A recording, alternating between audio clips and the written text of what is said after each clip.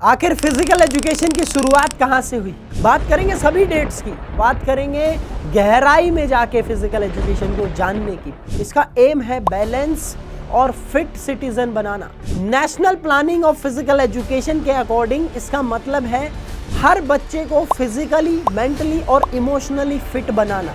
इसमें ऑब्जेक्टिव्स को 3 डोमेन में डिवाइड किया गया है, कॉग्निटिव, साइकोमोटर और अफेक्टिव। और डेनमार्क के ही ऑलरिप स्कूल और इंटरनेशनल टूर ने फिजिकल एजुकेशन को वर्ल्ड वाइड प्रमोट किया। आखिर फिजिकल एजुकेशन की शुरुआत कहां से हुई?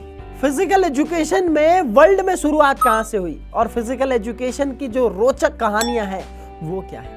बात करेंगे सभी डेट्स की, बात करेंगे गहराई में जाके फिजिकल एजुकेशन को जानने की, पूरे वर्ल्ड में किस तरीके से शुरुआत हुई फिजिकल एजुकेशन की। नमस्कार दोस्तों, आज हम बात करेंगे एक बहुत ही रोचक और इम्पॉर्टेंट टॉपिक पर, history of physical education. Physical education को लोग अक्सर सिर्फ एक्सरसाइज या स्पोर्ट समझ लेते हैं, लेकिन असल में ये एक कंप्लीट एजुकेशन सिस्टम है जो ह्यूमन फिजिकली, मेंटली, सोशली और मोरली डेवलप करता है। इसका एम है बैलेंस और फिट सिटीजन बनाना जो अपनी लाइफ में हेल्दी और प्रोडक्टिव रहे। आइए समझ लेते हैं meaning of physical education. JB. Nest कहते हैं, physical education is the field of education which deals with the big muscle activities. Charles A butcher ने कहा था कि physical education is an integral part of total education process, जिसका M है एक physically, mentally, emotionally और socially fit citizen बनाना। यानी कि फिजिकल एजुकेशन का गोल सिर्फ बॉडी बनाने तक सीमित नहीं है, बल्कि कैरेक्टर, डिसिप्लिन और लीडरशिप डेवलप करना भी इसका मेन पार्ट है। अब बात कर लेते हैं aims and objectives of physical education की। National planning of physical education के अकॉर्डिंग इसका मतलब है हर बच्चे को फिजिकली, मेंटली और इमोशनली फिट बनाना और उसमें सोशल क्वालिटीज डेवलप करना, जिससे कि वो एक अच्छा सिटीजन बन सके। इसमें ऑब्जेक्टिव्स को 3 डोमेन में डिवाइड किया गया है, कॉग्निटिव, साइकोमोटर और अफेक्टिव। सो कॉग्निटिव का मतलब हमारे दिमाग से है। जब हम कोई भी चीज सोचते, समझते, याद करते हैं, उससे हम कॉग्निटिव कहते हैं। अफेक्टिव का मतलब हमारे इमोशंस से है। जब हम किसी की वैल्यूज को, इमोशंस को समझते हैं, किसी की भावना को समझते हैं, उसे इफेक्टिव कहते हैं। और साइकोमोटर का मतलब है जब हम करके देखते हैं चीजों को, जब हम हाथ पैर से मूवमेंट करके, हम एक्सरसाइज के थ्रू सीखते हैं चीजों को, उसे साइकोमोटर कहते हैं। अब हम बात कर लेते हैं उस टॉपिक की जिसके लिए आज हम इस वीडियो में आए हैं, वर्ल्ड वाइड कैसे डेवलपमेंट हुआ फिजिकल एजुकेशन का। सो बात करते हैं development of physical education world wide. सबसे पहले बात करते हैं ग्रीस की।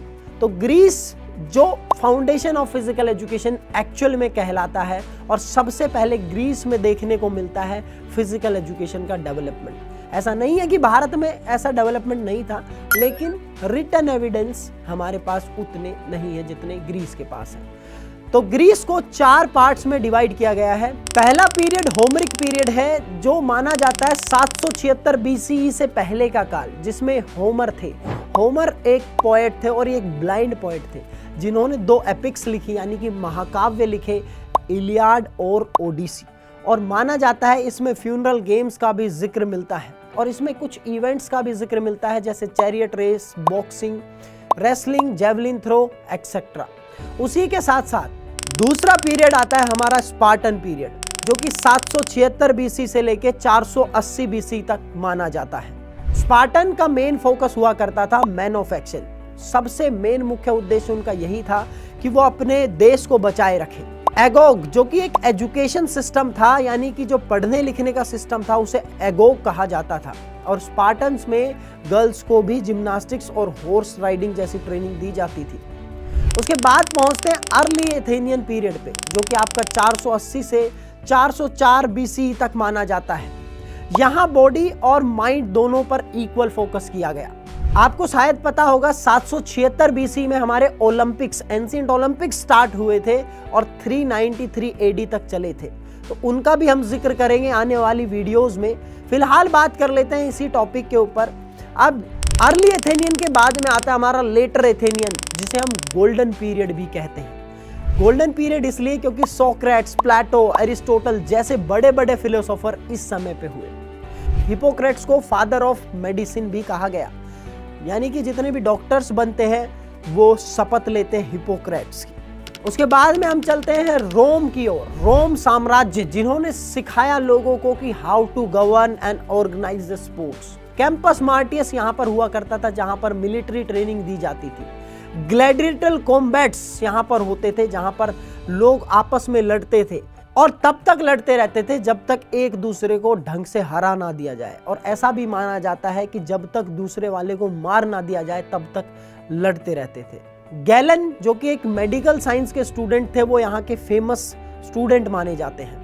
अब रुख कर लेते हैं जर्मनी का। जर्मनी में जिम्नास्टिक इरा स्टार्ट हुआ। आपने सुना होगा बेस्डो, जिन्होंने फिलैंथ्रोपियम की स्टार्ट करी और जिन्होंने फिजिकल एजुकेशन को कंपलसरी बनाया। गट्समट्स का आपने नाम सुना होगा। तो गट्समट्स, जो कि ग्रैंडफादर ऑफ जिम्नास्टिक्स थे, वो यहीं से आते हैं। फ्रेडरिक लुडविग यान, जो कि फादर ऑफ जिम्नास्टिक कहे जाते हैं, वो भी यहाँ से आते हैं, जिन्होंने टर्नओवराइन मूवमेंट स्टार्ट किया।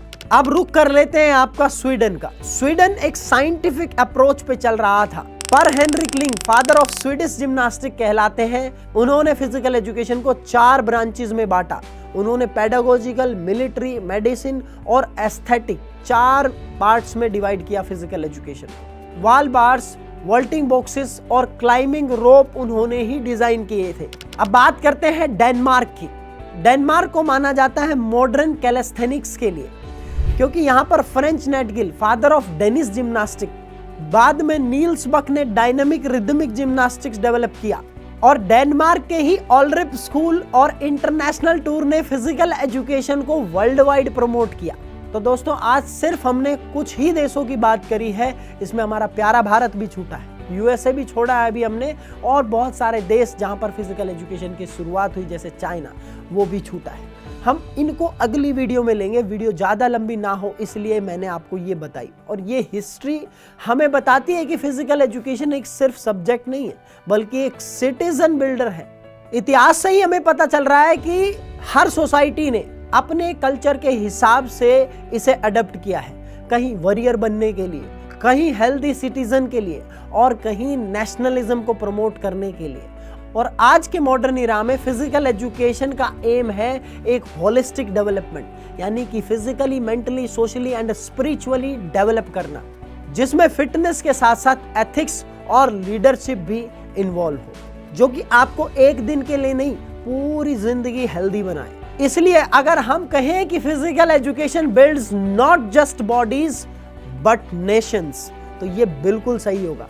तो उसी के साथ साथ में मैं आप सभी से कहना चाहूँगा कि फिजिकल एजुकेशन कोई ऐसा सब्जेक्ट नहीं है जो कि सिर्फ और सिर्फ किताबों में सिमट के रह जाए।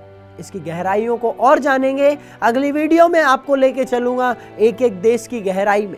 उसी के साथ साथ में अगर आपको ये वीडियो पसंद आई हो तो आपको चैनल को जरूर सब्सक्राइब करना है, वीडियो को लाइक करना है, कौन सा पार्ट आपको अच्छा लगा वो कमेंट करना है, अगली वीडियो कौन से पार्ट पे आए उसका भी आप कमेंट बॉक्स में लिख सकते हैं। उसी के साथ साथ हम मिलेंगे नेक्स्ट वीडियो में।